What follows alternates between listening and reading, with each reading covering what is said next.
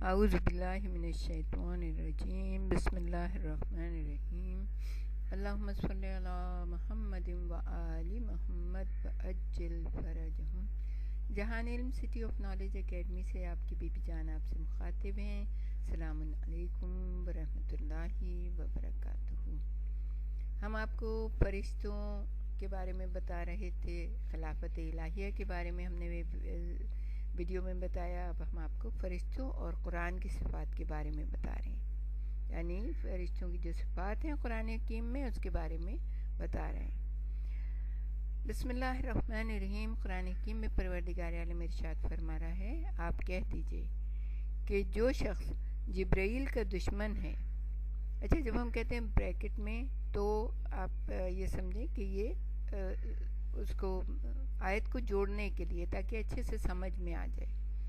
Bracket, اسے معلوم ہو کہ جبرائیل نے، یعنی بریکٹ کلوز، اس قرآن کو اللہ کی اجازت سے آپ کے دل پر اتارا ہے۔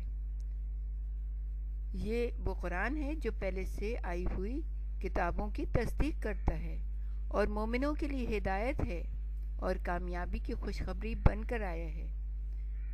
جو اللہ کا، اس کے فرشتوں، اس کے رسولوں کا اور جبرائیل اور میکائیل کا دشمن ہے تو وہ خوب سن لے بریکٹ میں کہ خود اللہ ایسے حق کے منکروں کا دشمن ہے، اور حقیقت یہ ہے کہ ہم نے آپ پر بہت ہی واضح طور پر، یعنی کہ حق کو بیان کرنے والی آیتیں اتاری ہیں، اور ان کا انکار بد کردار اور بد معاش لوگوں کے سوا کوئی کر ہی نہیں سکتا۔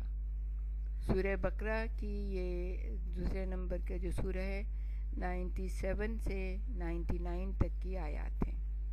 اب اس کی تفسیر کے بارے میں بتائیں گے کہ جبرائیل کے معنی عبرانی زبان میں، یعنی یہ ہیبرو میں خادم خدا کے ہوتے ہیں، کیونکہ عبرانی میں جبر کے معنی خادم اور ایل کے معنی اللہ، یعنی اللہ کا خادم۔ جبرائیل کے ماتحت تمام فرشتے جو اللہ کی مخلوق بھی ہیں اور خادم بھی، ان کے پاس جو کچھ بھی اختیارات ہیں وہ اللہ کے دیے ہوئے ہوتے ہیں، اور وہ جو کچھ بھی کرتے ہیں اللہ کے حکم سے کرتے ہیں۔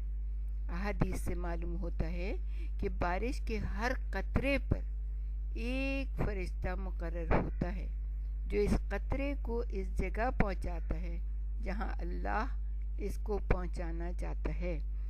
گویا کہ پورا نظام کائنات اللہ کے حکم سے اور مرضی سے فرشتوں کے ذریعے چل رہا ہے۔ اللہ کا فرمان ہے کہ جو جبرائیل کا دشمن ہے وہ اللہ کا دشمن ہے۔ اس سے محققین نے یہ نتیجہ نکالا ہے کہ انبیاء اور اولیاء کا دشمن اللہ کا دشمن ہوتا ہے، یعنی تاریخ طبری میں ہے یہ۔ شاید اسی لیے حضور اکرم نے فرمایا، فاطمہ میرا ٹکڑا ہے، جس نے اس کو غضبناک کیا اس نے مجھے غضبناک کیا، اور جس نے مجھے غضبناک کیا اس نے اللہ کو غضبناک کیا، اور جس نے اللہ کو غضبناک کیا وہ کافر ہو گیا۔ یعنی بخاری شریف کی یہ حدیث ہے جو جناب فاطمہ الزہرا سلام اللہ علیہ کے بارے میں۔ اب جس نے بھی، چاہے وہ کسی بھی مذہب و ملت سے، فرقے سے تعلق رکھتا ہے، جس نے بھی جناب فاطمہ کو غضبناک کیا، انہوں نے رسول خدا کو غضبناک کیا، اور جنہوں نے رسول خدا کو غضبناک کیا انہوں نے اللہ کو غضبناک کیا۔ اور ظاہر ہے اللہ کا جو غضب ہوتا ہے وہ دنیا میں بھی لوگوں کے اوپر لعنت کا مستحق کر دیتا ہے ان کو، اور آخرت میں تو جو ان کا حال ہوگا وہ ہوگا، اب چاہے وہ کوئی بھی ہو۔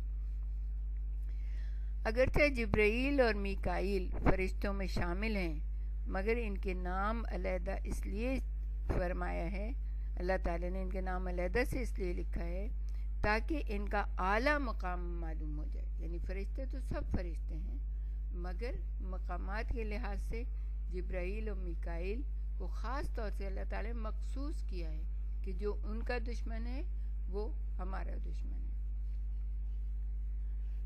اب ہم یہ بتائیں گے کہ اللہ کی حکومت اور اقتدار اور نظام سلطنت کے بارے میں قرآن حکیم کیا فرما رہا ہے۔ سورہ الانعام چھٹا سورہ ہے اور آیت کا نشان ہے 61-62۔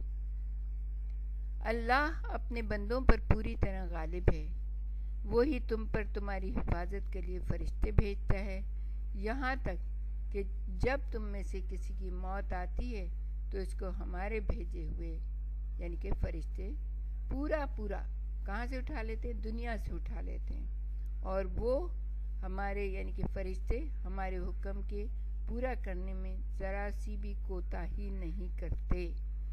پھر وہ لوگ اپنے حقیقی پالنے والے مالک کی طرف واپس بلا لیے گئے۔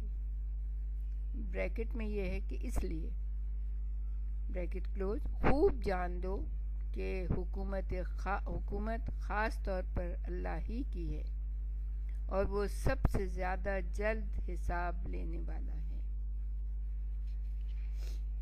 اس کی تفسیر میں جناب رسول خدا نے فرمایا، اللہم صلی علی محمد وآل محمد، کہ شب معراج میں نے ایک فرشتے کو دیکھا کہ وہ کرسی پر بیٹھا ہوا ہے، ایک تختی اس کے سامنے رکھی ہے۔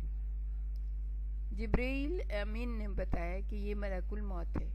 میں اس کے قریب گیا، اس نے کہا ہر شخص کی موت اس تختی میں لکھی ہوئی ہے، اور دنیا میرے سامنے ایسی ہے جیسے ایک ہتھیلی یا دسترخوان۔ یہ تفسیر نور الثقلین میں رسول کی حدیث ہے صلی اللہ علیہ وآلہ وسلم۔ حضرت علی علیہ السلام سے کسی نے پوچھا، اللہ تمام مخلوقات کا حساب ایک ساتھ کیسے لے لے گا؟ آپ نے ارشاد فرمایا، جس طرح وہ سب کو ایک ساتھ روزی دے دیتا ہے، اس طرح سب کا حساب ایک ساتھ لے لے گا۔ ہمارے چھٹے امام جعفر صادق علیہ السلام سے روایت ہے کہ جناب رسول خدا نے فرمایا، اللہ نے ہر شخص پر 2 فرشتے مقرر فرمائے ہیں جو اس کی حفاظت کرتے ہیں، مگر جب موت یا مصیبت اللہ کے حکم سے آتی ہے تو وہ درمیان سے ہٹ جاتے ہیں۔ اب سورہ الحجر کی آیت ہے، وہ سورہ الحجر جو ہے 15واں سورہ ہے، اور اس کی 7 اور 8 نمبر کی آیت ہے کہ فرشتوں کے حالات اور صفات۔ بریکٹ میں ہے کہ کفار تم سے کہتے ہیں کہ اے وہ شخص جس کو یہ سودا ہے، یعنی کہ جو یہ سوچتا ہے کہ اس پر وحی اور کتاب اتری ہے، تو بالکل پاگل ہے۔ نعوذ باللہ من ذالک۔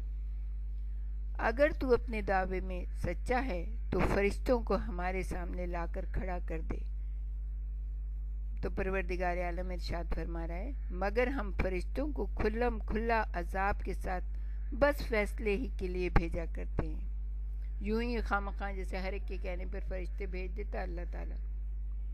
پھر اگر فرشتے نازل ہو جاتے ہیں تو پھر ان کو جان بچانے کی مہلت بھی نہیں ملتی ہے۔ یعنی جب فرشتے ایک دفعہ نازل ہو گئے تو پھر کیا ہوا؟ لوط کے جو امت تھی ان کو مہلت ملی، جناب نوح کی جو امت تھی ان کو مہلت ملی۔ جب اللہ تعالیٰ فرشتوں کو بھیجتا ہے تو پھر مہلت نہیں ملتی ہے، پھر کام پورا ہو جاتا ہے۔ ہمارے ساتھ ہی رہیے گا، ہم آپ کو اور بھی بہت کچھ بتانا چاہیں گے۔ ربنا تقبل منا انک انت السمیع العلیم وتب علینا انک انت التواب الرحیم۔